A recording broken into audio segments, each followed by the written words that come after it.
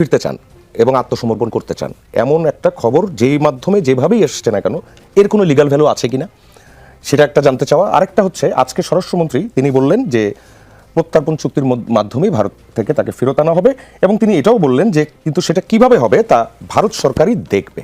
আপনার কাছে জানতে চাওয়া, শেখ হাসিনাকে আইনানুগভাবে ফেরানোর বিষয়ে ভারত সরকার ইতিবাচক কিছু ভাববে বলে আশা করেন কিনা? তারা একটা চিঠিরও কিন্তু কোনো জবাব দেয়নি। দেখেন, তার আগে প্রশ্নটা হলো, এই যে অভ্যুত্থানটা হয়েছে কাদের বিরুদ্ধে, কাদের হেজিমনিকে বাংলাদেশের মানুষ মেনে না নিয়ে রিভল্ট করেছে? আনসার একটা পাবেন খুঁজে, যে শুধুমাত্র তৎকালীন সরকারের বিরুদ্ধে মানুষ রিভল্ট করে নাই, রিভল্ট করেছে পার্শ্ববর্তী দেশের বাংলাদেশের উপরে অযাচিত হস্তক্ষেপের বিরুদ্ধে। যে কারণে দেখতে পাবেন এই শেখ হাসিনার পরাজয়টা শুধু শেখ হাসিনার পরাজয় না। আপনি দেখবেন 5ই আগস্টের পরে একটা দীর্ঘ সময় ভারতের স্টেট মেকানিজম থেকে কোনো ধরনের কোনো রেসপন্স খুঁজে পাবেন না। হতভম্ব দীর্ঘদিন। আমি বলেছি আরেক জায়গায়, এটা হলো অল্প সুখে মানুষ কাতর হয় আর অধিক সুখে মানুষ পাথর হয়। তো ভারতের রেসপন্সটা ছিল এরকম। শেল্টার দিয়েছে তারা, সেখানে গিয়ে যে হেলিকপ্টার ল্যান্ড করেছে, গভর্নমেন্টের মেকানিজম ছাড়া ল্যান্ড করতে পারবে এটা হেলিকপ্টার? না, হেলিকপ্টার তো সেখানে ল্যান্ড করেনি, সেখানে C-130 গিয়েছিল। যাক, সেখানে যাক, ধরেন সেখানে গিয়েছে, ওই ল্যান্ডে কেন? দুনিয়াতে আর ল্যান্ড নাই?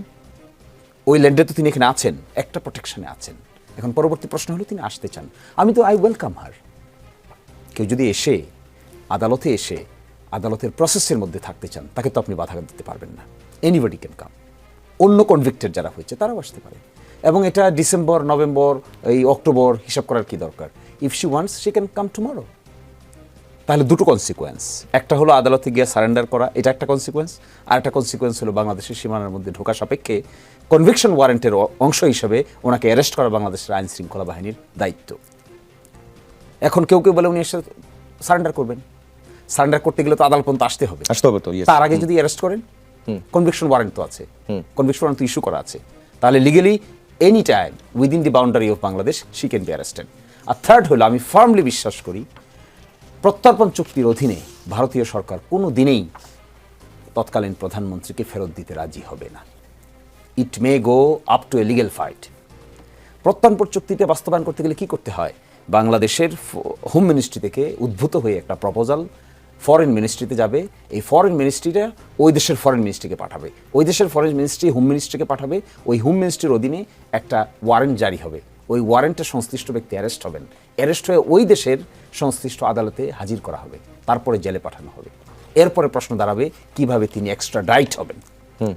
এর একটি 9 জন সদস্য আছে, মৃত্যুদণ্ড হয়েছে ভারতে গিয়ে, 6 জন আছে যাবজ্জীবন হয়েছে ভারতে গিয়ে। এই মামলা আমি হাইকোর্টে করছি এখন, তাদেরকে বাংলাদেশে পাঠানো হয়েছে প্রত্যর্পণ চুক্তির অধীনে। কিন্তু ওখানে যদি অ্যারেস্ট না করা হয়, অ্যারেস্ট করে তাকে জেলে না নেওয়া হয়, তাহলে প্রত্যর্পণ করার প্রশ্ন আসে না। বাংলাদেশ থেকে অনুপ চাটিয়াকে আমরা প্রত্যর্পণ করেছি না? কাস্টডিতে ছিল, জেলে ছিল, তখনই আমরা প্রত্যর্পণ করেছি। আমার ধারণা ভারতীয় সরকার এটি কখনোই করতে চাইবে না। আমার একটি সাজেশন আছে, যদি গভর্নমেন্ট, এটা খুব ডেলিকেট ম্যাটার, খুব সেন্সিটিভ ম্যাটার, এই ধরনের প্রত্যর্পণ সরকার প্রধানদের, এই ক্ষেত্রে বাংলাদেশ সরকারের উচিত খুব সফিস্টিকেটেড লিগ্যাল ফার্মকে এঙ্গেজ করা। ব্যক্তিগতভাবে কিংবা মন্ত্রণালয় থেকে হঠাৎ সাংবাদিকদের প্রশ্নের উত্তর দিতে গিয়ে নানান মন্তব্য করলে প্রত্যর্পণ সারা দুনিয়াতে জীবনেও কোনোদিন সম্ভব হবে না। এটার জন্য দরকার sophisticated legal farm to engage, যারা প্রফেশনালি কাজটা করতে পারে। জি, লেফটেন্যান্ট কর্নেল কামাল আকবরের কাছে আসতে চাই। সেটি হচ্ছে, একটা অধিদপ্তর হয়েছে। ইয়েস। এখন আপনাদের যে 4টি কাজের কথা বললেন, অধিদপ্তর হয়েছে, অধিদপ্তরের কাজ এবং আপনাদের কাজ এর মধ্যে কোনো কনফ্লিক্ট আছে কিনা, অথবা কনফ্লিক্ট করে আমার কাছে উদাসীন মনে হয়। আপনি দেখেন 6.5 মাস 5.5 মাস থেকে বেতন হয় না ফাউন্ডেশনে। আমরা তো ঠিকই কার্ড দিচ্ছি না, বিভিন্ন কার্ড দিচ্ছি, খাল খনন করছি, করাপশনের অনেক খবর পাওয়া যাচ্ছে, চাঁদাবাজিরও বহু খবর পাওয়া যাচ্ছে। কত টাকা লাগে ফাউন্ডেশনটা প্রপারলি চালাতে? ফাউন্ডেশনের যে প্রফেশনাল ওয়ার্কটা তারা করেন, সব কিছু জাস্টিফাই করে মাল্টি পারপাস অ্যাপ্রোচ একটা পরিবারকে কেন্দ্র করে যে করেন, বাংলাদেশে আমার বিবেচনায় এরকম কম্প্রিহেন্সিভ অ্যাপ্রোচ সরকারও নেয়। শুধু ওই ব্যক্তি বিশেষের জন্যই না, ওই পরিবারের সঙ্গে সম্পৃক্ত ব্যক্তিবর্গ, কিভাবে তাদেরকে ডিপেন্ডেন্সি থেকে ইন্ডিপেন্ডেন্ট করা যায়, কিভাবে একটা ইনকাম ওরিয়েন্টেড জেনারেটেড ব্যবস্থা করে দেওয়া যায়, ছোট্ট একটা দোকানে বসে সে করে তার জীবনটা চালাতে পারে। এই যে মাল্টিপারপাস অ্যাপ্রোচ, এই মাল্টিপারপাস অ্যাপ্রোচটা করতে বাংলাদেশের সরকার কি করছে? যদি করতে না পারে, যারা করছে তাদেরকে আর্থিক সহায়তা দেওয়া তো সরকারের দায়িত্ব, করাই তো ছিল সরকারের দায়িত্ব, কিন্তু সরকার যেহেতু করতে পারছে না, যে বা যারা করছে তাদেরকে প্রপার অ্যাসিস্ট্যান্স দেওয়া it is the prime responsibility of the government. Second হলো, আমি খুব অবাক হই জুলাইয়ের এই ম্যাসাকারটাকে আর্কাইভ আকারে উপস্থাপন করে জাতিগত একটা বিষয় হিসেবে পৃথিবীর সামনে উপস্থাপন করা, এটি কোনো ব্যক্তি বিশেষের কাজ না, পারবে না কোনো ব্যক্তি বিশেষ। কোথাকার কোন ইউনাইটেড নেশনস এসে তদন্ত করে অল্প কিছুদিনের ভিতরে 1400 মানুষের তালিকা করে দিয়ে চলে যাচ্ছে, আর আমরা আমাদের দেশের ভিতরে বসে থেকে সবগুলো এজেন্সি ব্যবহার করে এই প্রসেসটাকে এখনো কমপ্লিটই করতে পারিনি। এই পরিমাণ এফোর্ট দেওয়া হচ্ছে না তো আমি অবাক হই। এফোর্টটা যখন আপনি দিবেন না, এফোর্ট এর সঙ্গে তো বহু লোক জড়িত ছিল, সাংবাদিকরা জড়িত ছিল, এর সঙ্গে ডক্টররা জড়িত ছিল, এর সঙ্গে পুলিশের কর্মকর্তা কর্মচারীরা জড়িত ছিল, এর সঙ্গে ভিকটিম পরিবারগুলো জড়িত ছিল, এর সঙ্গে বিভিন্ন রাজনৈতিক দলের যারা সহকর্মী হারিয়েছেন, যারা ছোট ভাই হারিয়েছেন, যারা বিভিন্ন এলাকায় ছোট ছোট মানুষকে হারিয়েছেন, তারা জড়িত ছিল। তাদেরকে ইনকর্পোরেট করে একটা ন্যাশন ওয়াইড ড্রাইভ দিতে ওয়্যার ইজ দি প্রবলেম? এবং ড্রাইভ না দেওয়াটা কিসের লক্ষণ বহন করে? ড্রাইভ না দেওয়াটা এক ধরনের ইনফেরিয়রিটি কমপ্লেক্স বহন করে। আমি মনে করি গভর্নমেন্টের টপ মোস্ট প্রায়োরিটি হওয়া উচিত ছিল এই জুলাই মাসে এইরকম একটা প্রোগ্রাম লঞ্চ করা, যেখানে সার্চ করা হয়, আইডেন্টিফাই করা হয়, সো ফার প্র্যাকটিকেবল, কত বেশি আইডেন্টিফাই করা সম্ভব, কত বেশি মানুষকে এই রিকগনিশনটা দেওয়া সম্ভব, জেনুইনলি সম্ভব, কত মানুষকে এই স্কিমের আওতায় আনা সম্ভব, সত্যিকার অর্থে ভিকটিম যারা। তা যদি হতো তাহলে that could have been A point of pride of a nation. দেখুন, বিভিন্ন জাতির জীবনে বিভিন্ন পয়েন্ট অফ প্রাইড থাকে। পয়েন্ট অফ প্রাইড ইতিহাস তৈরি করে, এই ইতিহাসটা সামনের দিকে যেতে আমাদেরকে অনেক বেশি ড্রাইভ দিতে সহযোগিতা করে। জুলাই এমন একটা ইতিহাসের পার্ট, এখানে নারী, পুরুষ, শিশু, ধর্ম, বর্ণ, শ্রেণী, লিঙ্গ বিভেদে মানুষ মারা গিয়েছে। So this is a mass participation. এই মাস পার্টিসিপেশন আমাদের পয়েন্ট অফ প্রাইড। আমি মনে করি এই Smriti foundation should be one of the important organs, যেখানে government should extend their hand, আমাদের মতো কিংবা যাদের এই সামর্থ্য আছে, সামর্থ্যবান লোকদের এক্সটেন্ড করা উচিত তাদের হ্যান্ডকে এই স্মৃতি ফাউন্ডেশনকে এক্সটেন্ড করার জন্য। আর জাদুঘরটা 5 আগস্ট কিংবা তার আগেই খুলে দেওয়া দরকার বলে মনে হয়। আমার বাসা তার পাশে, আমি মাঝে মাঝে সকালবেলা হাঁটতে যাই শুক্রবার এবং শনিবার সকালে, আর ওই বাইর থেকে মন এবং মস্তিষ্কে যে পরিমাণ অনুরণন হয়, এই অনুরণনটা এই জাতিকে বারবার দেখতে দেওয়া দরকার। জি, কামাল আকবর, একটু সংক্ষেপে যদি বলেন। একটা স্পেসিফিক কেস, শহীদ সাংবাদিক তাহির জামান প্রিয়, জানেন আপনারা সবাই, তার মা আমাদের এখানে সাধারণ সম্পাদক হিসেবে আছেন। তো উনি একদিন প্রসিকিউশনে গিয়ে তার ছেলের কেসটার অগ্রগতিটা জানতে গিয়েছিলাম অন্য কাজে, হঠাৎ করে বলেছেন। তো যিনি ইনভেস্টিগেশন অফিসার, উনি আমাদের সম্মানিত চিফ প্রসিকিউটর মহোদয়কে উনি বলছিলেন, আমরা শুনতে পাচ্ছিলাম যে এটা হেলিকপ্টার থেকে আসে, দ্যাটস হিজ ফাইন্ডিং। নাও পরে উনি নিজেই বললেন, চিফ প্রসিকিউটর, যে তার যে বাম পাশ দিয়ে ঢুকে ডান পাশ দিয়ে বের হয়েছে, এই যে হরাইজন্টাল যে একটা ইম্প্যাক্ট, এটা হেলিকপ্টার থেকে এসে হতে পারে না। অ্যান্ড দেন ইনস্ট্যান্টলি দ্যাট আইও হি সে, তাহলে স্যার ওইদিকে যে এপি ব্যাটালিয়ন ছিল ওটা থেকে আসে। After 4 months, 5 months, 6 months or 1 year of investigation, আপনার তো একটা ফাইন্ডিংস থাকবে। একটা কথায় চিফ প্রসিকিউটর এক কথায় এটা তো ঠাস করে ঘুরে যেতে পারে না। সো ওই স্পটে আমি গিয়েছিলাম, অ্যান্ড উই ফাউন্ড এটা খুব সহজেই প্রত্যেকটা জিনিস, প্রত্যেকটা তদন্তের আপনার এগুলো বের করে ফেলা সম্ভব, কিন্তু ক্যাপাসিটি লাগবে। লাইক ফোর্সেসগুলো যখন ডিপ্লয়েড হয়েছে তখন প্রত্যেকে কিন্তু তার অস্ত্র গোলাবারুদ কয়টা নিয়ে বের হয়েছে ওটা রেজিস্টারে থাকে, ফেরত যাওয়ার পর আবার জমা দিতে হয় যে আমি দুটা ইউজ করেছি। হ্যাঁ, সো এইটা দিয়ে কিন্তু ন্যারো ডাউন করা যায়। ন্যারো ডাউন না করলে যেটা হয় যে একটা মার্ডার, এই যে কিলিংয়ের পেছনে 40 জন হয়তো আসামি হয়ে ভিতরে আছেন। ন্যারো ডাউন করলে যারা রিয়েলি ওখানে ছিল না, ওটা কিন্তু একটু থিন আউট হয়ে যায়। ওটা একটা ব্যাপার, ওটা তো সাফারিংস একটা। সো এই জায়গাটা আমরা দেখেছি যে এখানে একটা আন্ডারস্ট্যান্ডিংয়ের প্রয়োজন রয়েছে। এবং জেলাব্যাপী তো আমরা একটা ড্রাইভ নিয়েছি, আমাদের রিসোর্স না থাকলেও ড্রাইভ নিয়েছি। সেটা হলো যে আমরা এই ব্যাপারে উৎসাহী যারা আছেন, যে আইন সম্পর্কে জানতে চান, তাদেরকে নিয়ে মানে ভলান্টিয়ার্স ওনারা আসবেন। আমরা হিউম্যান রাইটস বিচারের জায়গাগুলো বা বেসিক্সটা, এটা আমরা তাদেরকে একটা ট্রেনিংয়ের মতো করে ডিস্ট্রিক্ট ওয়াইজ ছেড়ে দিব। ওনারা রোল আউট করবেন এই শহীদ পরিবারগুলো, তাহলে তার শরণাপন্ন হয়ে বিচারটাকে ত্বরান্বিত করবে। আমার একটা প্রশ্ন আছে, সেটা হচ্ছে সবচেয়ে কনিষ্ঠ ছিল আহাদ নামের যে ছেলেটা, রায়েরবাগে 9 তলার বারান্দায় বাবা মায়ের মাঝখানে দাঁড়ানো ছিল। এই ছেলেটাকে যে গুলি করা হলো, সেই গুলিটার সোর্স অথবা পয়েন্ট আপনারা কিভাবে কি পেয়েছেন, অথবা এই যে শিশুদেরকে যাদেরকে গুলি করা হয়েছে, যারা মারা গেছে, তাদেরকে বিচারে, তাদের এই কেসগুলো বিচারে কিভাবে ইনক্লুড হয়েছে? হ্যাঁ জি, ধন্যবাদ আপনাকে। যেটা উনি বলছিলেন সেটা হলো ইনভেস্টিগেশন এজেন্সি আমাদের ট্রাইব্যুনালের অধীনে যারা আসছেন, এরা কিন্তু বাংলাদেশের পুলিশ সার্ভিসেরই মানুষ। তাদের ইন্সপেক্টর থেকে শুরু করে আপনার এডিশনাল এসপি পর্যন্ত আছে ওখানে। ওনারা সব আমাদের দেশের প্রচলিত আইন যেটা পেনাল কোড এবং সিআরপিসি কোড অফ ক্রিমিনাল প্রসিডিউরের অধীনে অনেক ইনভেস্টিগেশন করার অভিজ্ঞতা ওনাদের আছে। কিন্তু ক্রাইমস এগেনস্ট হিউম্যানিটি এই যে বিষয়টা আমাদের জুলাই গণঅভ্যুত্থানে ঘটেছে, এই বিষয়ে ওনাদের বা আমাদের মধ্যে যারা প্রসিকিউশন আছে এদের কারোরই অভিজ্ঞতা আগে ছিল না। তো আমরা যারা ট্রাইব্যুনালে এর আগে ডিফেন্স করেছি, আমাদের কিছুটা অভিজ্ঞতা ছিল, যেহেতু আমরা ডিফেন্স করেছি দীর্ঘ প্রায় 12-13 বছর। কিন্তু ইনভেস্টিগেশন এজেন্সিতে যারা আসছে তাদের একদমই ছিল না, যার কারণে প্রথম ইনভেস্টিগেশনগুলো কিন্তু আমাদের বেশ দেরি হয়েছিল। শেখ হাসিনার রায়, পরে আবু সাইদের রায়, আমাদের প্রথম প্রায় 1 বছরের মতো আমরা এইগুলাতে বেশি সময় দেওয়া হয়েছে। কিন্তু এখন তারা অনেকটা ডেভেলপ করেছেন। উনি যেটা বলছেন যে হ্যাঁ, আন্ডারস্ট্যান্ডিং কারো কম বেশি হতে পারে, কিন্তু ইনভেস্টিগেশন যেগুলো আমাদের হাতে এসছে, আমরা প্রসিকিউশনের পক্ষ থেকে যখন দেখছি যে এটা ঠিক আছে, আমরা এটাকে অ্যাকসেপ্ট করছি। যখন দেখছি যে না, আরও ফার্দার ইনভেস্টিগেশন দরকার, আমরা তখন কিন্তু সেটা ফিরিয়ে দিচ্ছি, বলছি যে না, আপনি এই বিষয়টা আরও ইনভেস্টিগেশন করে আসেন। কিন্তু জুলাই গণঅভ্যুত্থানের সময় এমন কিছু ঘটনা ঘটেছে যেটা খুব ক্লিয়ারলি আপনি সব কিছুর হিসাব পাবেন না।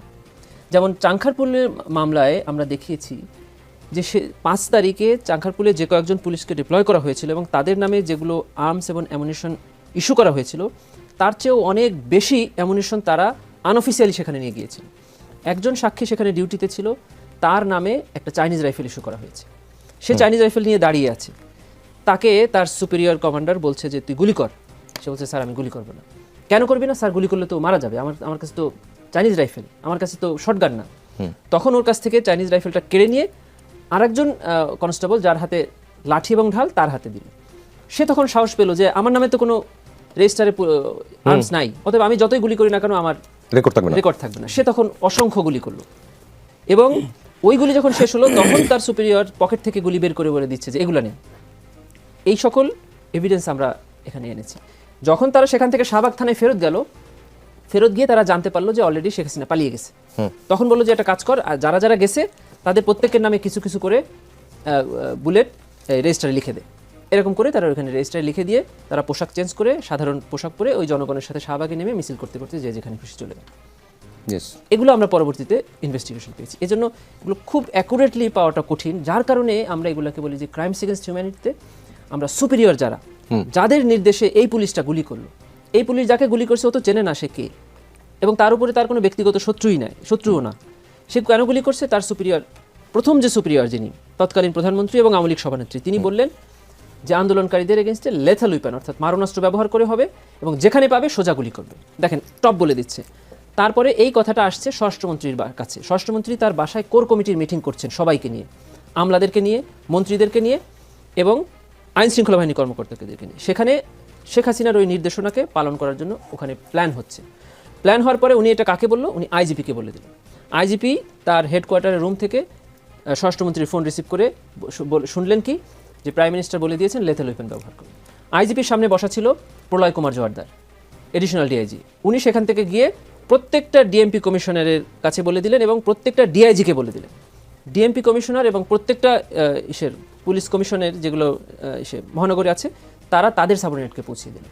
এটা গেল হলো প্রাইম মিনিস্টার, স্বরাষ্ট্রমন্ত্রী, আইজিপি থেকে পুলিশ কমিশনার্স এবং ডিআইজি, সেখান থেকে একদম পুলিশের কনস্টেবল পর্যন্ত পৌঁছে গেল শেখ হাসিনার অর্ডার। এটা গেল হলো চেইন অফ কমান্ড অর্জন করতে পারেনি, সুযোগও পাননি। ওনাদেরটা হলো সচিবালয়ে যেভাবে অফিস হয় সেরকম একটা বিষয়, আর এখানে হচ্ছে আমার টোটাল ক্রাইসিসগুলোকে একসাথে হ্যান্ডেল করার জন্য একটা মেকানিজম এখানে 2 বছর ধরে তৈরি হয়েছে। এটা একটা কম্পিটেন্সি, এখানে সরকারের বিনিয়োগও আছে। সো এটা আমি দুটার সাথে কনফ্লিক্টিং বলছি না। ওনারা অনুদান দিচ্ছেন যেটা হলো যে মাসিক ভাতা। আমরা যেটা করছি সেটা হলো ওই সময় যেটা শুরু হয়েছিল সেটা শেষ করতে হবে আগে। ভাতা যে 1/3 পেল, 2/3 তো বঞ্চিত হলো। প্লাস স্বাস্থ্য, এই স্বাস্থ্যের যে পরবর্তী পর্যায়টা, একটা মানুষকে ট্রমা থেকে হিলিং করতে হলে আপনার 1.5 থেকে 2 বছর লাগবে তার ট্রমা থেকে বের হতে। এক মা 4 তলার বারান্দায় 2 মেয়েকে নিয়ে দাঁড়িয়েছিলেন, মাথায় গুলি লাগার পরে মেয়ের মগজটা মায়ের কোলে পড়েছে। সরি, আমি you may go for the censorship এর জন্য, ওয়ার্ডটার জন্য। সেই মা সেদিন থেকে কথা বলা বন্ধ করে দিয়েছেন। এটা একটা গল্প। আজকে যে অনুষ্ঠান থেকে আসলাম, ছোট একটা মেয়ে, তার মা হচ্ছে মানসিকভাবে কিছু মনে রাখতে পারে না, বোঝেও না, চেনেও না, তার বাবা মারা গিয়েছে। এই বোনটা আর 2টা ভাই নিয়ে, ছোট মেয়েটা এতটুকু, এই যে একটা ফ্যামিলি, একটা শহীদ মানে কিন্তু একজন মানুষ চলে গেছেন তা না, একটা ফ্যামিলি তছনছ হয়ে গেছে। সো এদেরকে এই যে হিলিং, ট্রমা হিলিং, তারপর আমি এর আগে ফিজিওথেরাপির কথা বলেছি, এগুলো কিন্তু চলবে লম্বা সময়। অনেকে মনে করছেন যে শেষ তো না, 15,903 জন আহত আছেন, তাদের এক একজনের এক এক রকম প্রবলেম। চোখের পেছনে প্যালেট নিয়ে ঘুমাচ্ছেন প্রতি রাতে পেইন কিলার খেয়ে, কিন্তু শুধু একটা প্যালেট পিছনে গিয়েছে অন্ধ তো হয়নি, এগুলো ভাবনা। আমরা বলছি যে তুমি category C, get that pain. ওই পেইনটা আমি ফিল করি একবার, আমরা একবার ফিল করি। ক্লায়েন্ট ওরিয়েন্টেশন বাড়াতে হবে আমাদের ডিসিশন মেকারসদের। আমি একটু আরেকটা প্রসঙ্গে চলে যেতে চাচ্ছি, যেটা শিশিরমণি স্যার বলছিলেন।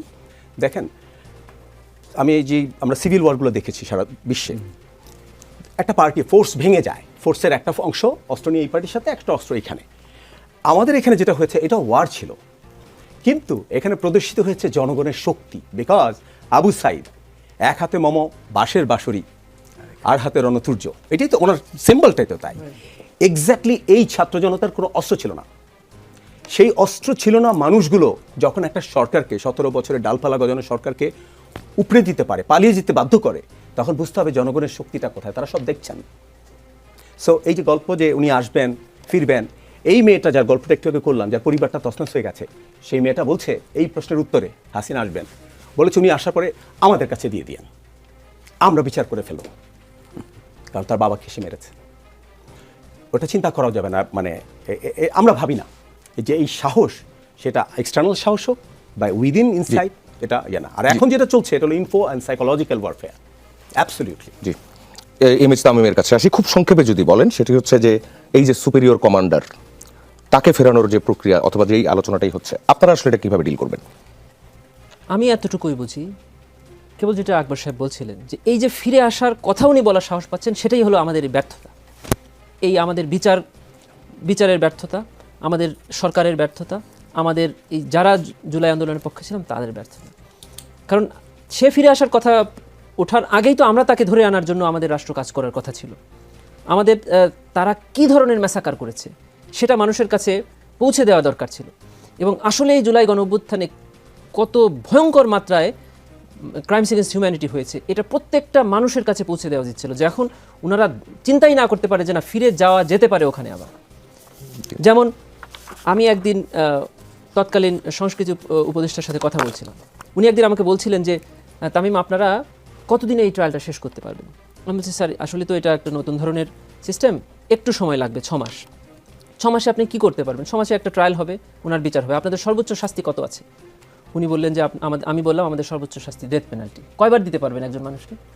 আমি বললাম একবার। একজন মানুষকে তো একবারের বেশি দেওয়া যায় না।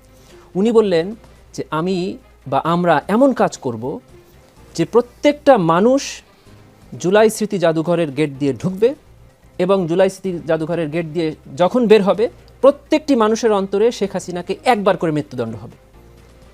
এবং আমি মনে করি যে ভিডিও ডকুমেন্টারি আমরা করেছি এবং উনি যে জুলাই জাদুঘর আমরা in the mean time visit করেছি, এটি সাধারণ মানুষের জন্য খুলে দেওয়া উচিত। এই ভিডিওগুলো প্রত্যেকটি মানুষের কাছে পৌঁছে দেওয়া উচিত। আমাদের যে সাক্ষীগুলো হচ্ছে ট্রাইব্যুনালে, প্রত্যেকটা মানুষ ট্রাইব্যুনালে যে উপস্থিত থাকে, সাক্ষীগুলোর সাক্ষ্য শুনে ঝরঝর করে কাঁদছেন। কি ভয়ঙ্কর দৃশ্য আমরা প্রত্যেক দিন এখন দেখছি কোর্টের মধ্যে এসে। তখন যারা বলতে গিয়ে ডায়াসে পড়ে যাচ্ছেন, কারণ 2 বছর হয়েছে, আমরা অনেকটা ভুলে গেছি, কিন্তু ওই মানুষগুলো যখন কোর্টের সামনে বলছেন, তখন তো তার ভেতরে ওইটা পুরো আবার জেগে উঠছে।